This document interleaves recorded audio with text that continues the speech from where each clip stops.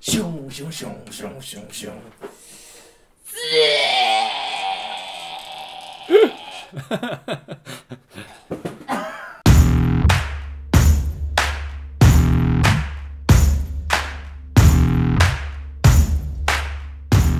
What up, guys? I'm Jacob. Oh. What up, guys? I'm Jakob Owens for the Buff Nerds. And I'm Will. And that's Will. Ah! Alright. I feel like it feels brighter. But that's okay. Yeah.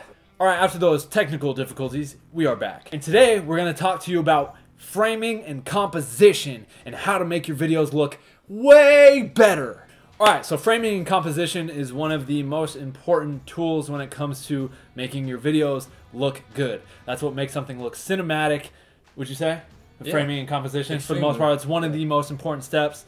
And so we're going to talk to you guys and give you like 3 pieces of advice or tips on better framing and composition, or how to get you at least thinking about it a little more in a more cinematic way. So a lot of people just, I think today, point a camera and shoot, and they don't really take into consideration the framing of a person or subject, and the frame can really elicit an emotion and tell a story just through the framing of a shot. For example, let's go with a low angle. Yeah.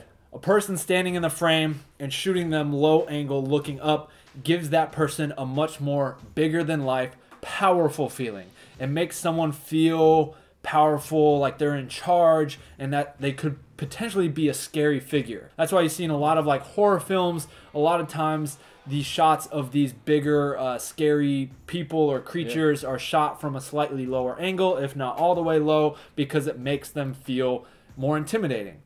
A reverse idea of that would be a high angle looking down on someone. So someone that may feel small or insecure, shooting them from a higher angle looking down on them gives that feeling or emotion of, you know, that insecurity, that small, lonely, sad feeling. So if someone's sad, you might shoot them that way. And so that's where you just got to think critically about framing and composition. Really can tell a story and elicit an emotion for people to feel inside of your videos, films, whatever. A lot of people tend to forget that the camera is also a form of a character. You know, when you watch movies, it's not just the characters that are inside the film telling a story. Where the camera is placed is telling the story as well. That's why we're storytellers.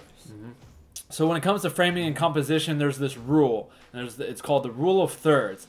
And basically, if you were to take your camera frame and split it up like if we had a line going all the way across here, and then about right here, and then here, it's split up into thirds. So there's a quadrant right here in the middle, over here, and way over here.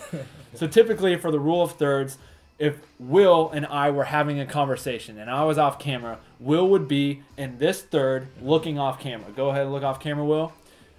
Look more like right off camera there. Gotcha, so gotcha. Boom, that would be his framing. And then the reverse shot of that would be me on this side of the frame looking back off camera in the open direction that way. So that's kind of a simple rule of thirds conversational piece where you have the eye line go to that empty space rather than if he were turned all this way, looking off that way, and all this were blank. What am I looking at? So that's kind of rule of thirds, as simple and quickly as I can break it down. Yeah. So taking that knowledge of, you know, framing and composition, there's a lot of things you can do in composition to create, you know, interesting frames with architecture, and there's things called leading lines, which I won't get into too much, but for this new TV show I've been shooting, we've been shooting it very untraditional. Right. So we've been doing things sort of like how Will was just looking off camera that way. Not quite to that extreme, but looking off that way, leaving all this empty frame, and doing like interview pieces. Because typically in an interview piece, it would look something like this. Yes, I'm a boring interviewee being interviewed in this boring interview setup. So that was a rough example of what a boring interview setup would be. You're boring. Yeah, that was boring. But we're doing something a lot different with the show where I'm maybe looking off this camera this way in the bottom corner and this and that, wide angle, all this good stuff. But anyways, I want to talk about, you know, framing, composition, how it's so important, and a couple people to note. I think that have great framing. David Fincher. Who else? I'd say Wes Anderson. Wes Anderson. He for frames, sure. his framing's incredible. Wes Anderson.